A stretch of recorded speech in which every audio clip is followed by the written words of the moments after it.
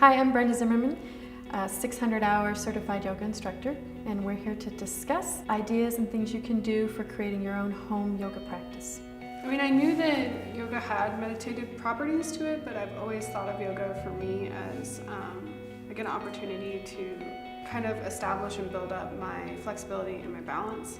Over the years, I've realized that it's not just about poses and doing weird things on just one hand or whatever. It's more of like your whole state of mind and your body being together in one. And it's like, I think I need a little more of that.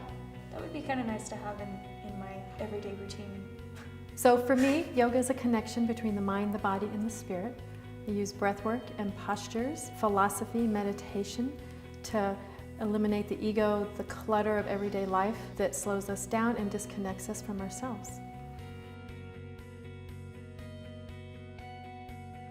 Where are the best places to find good classes, like ones that you'll get a strong education out of? There's videos out there, lots of awesome instructional videos.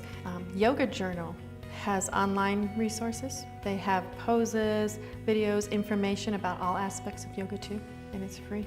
In terms of Phoenix specific, are there classes that you would maybe recommend or instructors that you would recommend? Moksha Yoga is not too far from here, and I know of 3 of the instructors there that are all just unbelievably excellent. And they're all 3 different levels, basic, more advanced, and super crazy advanced. Yeah. Like how much of my time out of my day should I devote to doing like a certain amount of yoga? That depends what you want to get out of the yoga. Okay. Traditionally, yoga was never meant to be physical poses, it was meditation. Right. And then the little yogis discovered they were getting stiff and sore sitting on the floor meditating all day, so they developed a series of poses to be more flexible so they could sit and meditate longer. Interesting. And then some gymnasts from Russia came over, saw that, integrated it with all their stuff, and that is the yoga we're all doing today. Oh. What are kind of the significant things you should be looking for when you're doing poses in terms of the way you should feel? There's no wrong in yoga. Yeah. It's all about how it feels in your body. What you're looking to do is open the body, create space, lengthen the muscles, connect the breath with the movement to calm your nervous system, lower your blood pressure. So when you do the poses, you want to look for stuff that feels right in your body, that you feel opening and feels good. If you feel sharp pain, you want to look and see, do I need to rotate my foot or arm a different way? Do I need to pull back or not? If you're in a really challenging pose, if you catch yourself holding your breath constantly, you're pushed past your limit. You always go back to the breath. You want to keep the breath going constantly. If you can't breathe, you need to back out of the pose. If you can't keep the breath going, you need to sit and breathe, not do any of the poses.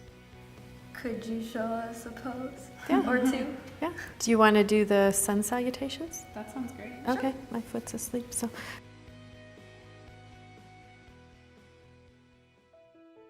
I'm going to tuck the toes, and we're going to press ourselves up to downward facing dog.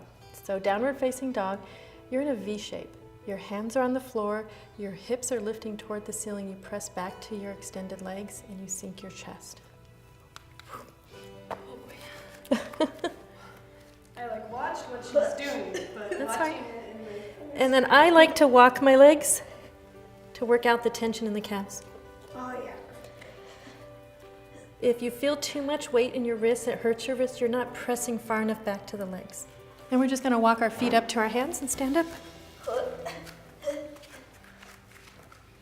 Oh, I did it all. Doesn't matter. Remember, there's no wrong.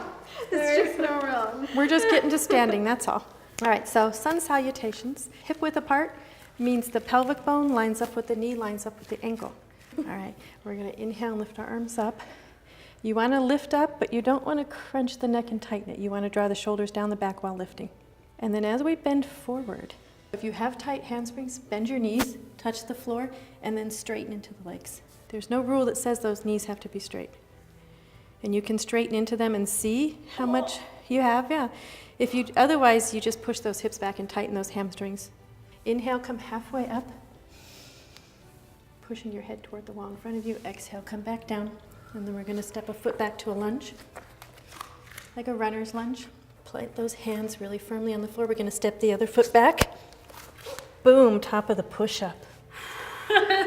So this one is tricky because if you're weak, you'll go down. If you cheat, your butt goes way up in the air. You're looking for as much of a flat plane. It's tricky because you can't see yourself. Right. Yeah. And then we lower down. Oh no. You can use your knees. You can absolutely put your knees on the floor first. And then we're going to lift up to cobra. But first, upward dog. We're going to start with the Sphinx. So we're looking to open the chest, not collapse it. Press the tops of the feet on the floor. When you press the feet and the legs, it gives you a little lift. Now, if you take your hands off the floor, that is the bend that you have in your spine. You don't want to lift higher than that.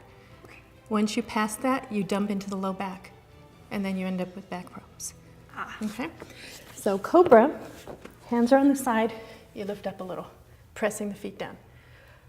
When you say a little, like should dep- our elbows be bent? The elbows are slightly bent, you're pushing the shoulders back. Up dog is the worst one. What's up, dog? I'm about to show you. Okay. Boom. Oh. Oh, so So go if from- you don't have enough flexibility, I'm going to show you right now. What just happened in my low back? Oh, yeah. Yeah, you hurt yourself. Okay. So Sphinx or cobra or up dog depends on your flexibility. Those are all three the same pose. Okay, so from the cobra, we press back to child's pose. Ooh, I like child's pose. I know that one. Arms extend in front, and you're moving your butt towards your heels. If you have a belly like I do, you can open the legs wide and sink down to the floor. Oh, We're going to shift forward a little, back up to downward facing dog.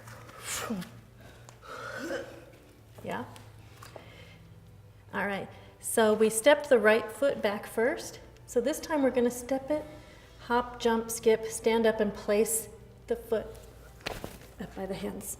So now we're lunging on the opposite side, right? Yes. And then when you're ready, step forward and come back up. That's a sun salutation. That's it. the whole process. wow. That is it.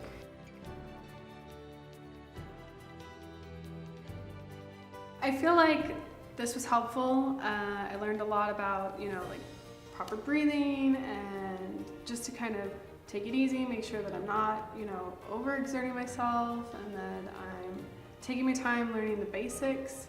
I just need to take it slower and enjoy it more And breathe. and breathe.